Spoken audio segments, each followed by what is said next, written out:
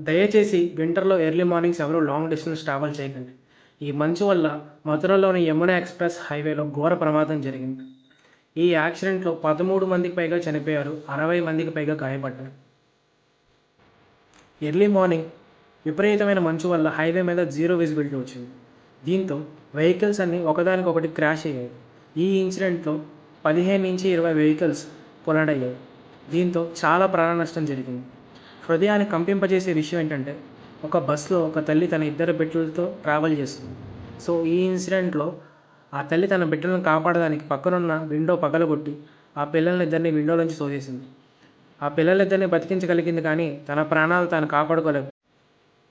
ఈ ఇన్సిడెంట్‌లో చనిపోయిన వాళ్ళకి నరేంద్ర మోడీ గారు పీఎం ఎన్ఆర్ఎఫ్ ఫండ్‌లోంచి ఒక్కొక్కరికి ₹2,00,000 ఎక్స్‌గ్రేషియా ప్రకటించారు. అండ్ వన్స్ అగైన్ దయచేసి ఎవరూ కూడా ఎర్లీ మార్నింగ్స్ మంచులో ట్రావెల్ చేయకండి. కొంచెం సేపు ఆగిన తర్వాత సన్ వచ్చాక ట్రావెల్ చేయండి. Thank you. జై హింద్.